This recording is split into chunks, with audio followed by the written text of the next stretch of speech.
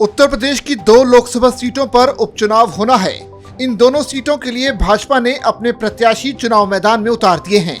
Rampur seat पर सपा से भाजपा में आए घनश्याम लोधी को उम्मीदवार बनाया गया है, जबकि इस सीट पर मुख्तार अब्बास नकवी की दावेदारी मानी जा रही थी। अब जबकि लोकसभा उपचुनाव के लिए भाजपा उम्मीदवारों की घोषणा हो गई, तो ऐसे में सवाल उठ रहे हैं कि केंद्रीय अल्पसंख्यक मामलों के मंत्री मुख्तार अब्बास नकवी का राजनीतिक भविष्य क्या होगा।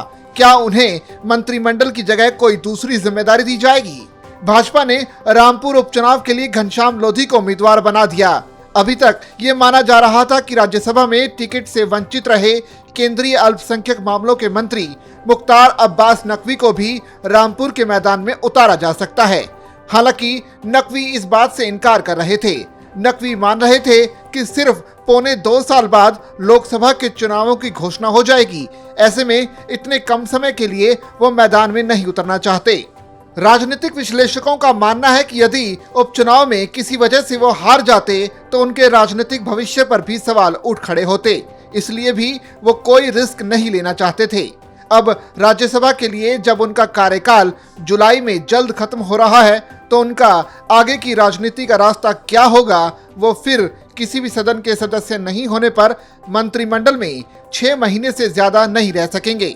मुख्तार के नजदीकियों के मुताबिक पार्टी उन्हें उपराष्ट्रपति चुनाव का प्रत्याशी बना सकती है। इस तरह वो भाजपा के अल्पसंख्यक चेहरे के तौर पर प्रमोट होंगे। मुख्तार अब्बास नकवी 3 बार राज्यसभा सदस्य रहे हैं। वो 3 बार 1998, 99 और 2009 में लोकसभा चुनाव भी लड़े, लेकिन इनमें से सिर्फ पहले चुनाव में ही उन्हें जीत हासिल हुई।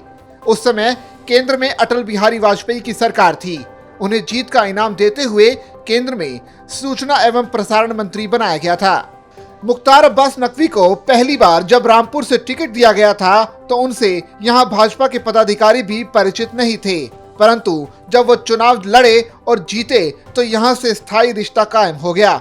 उन्होंने रामपुर में विकास कार्यों को भी गति दी, साथ ही आजम के क्षेत्र में भाजपा के लिए जगह बनाई।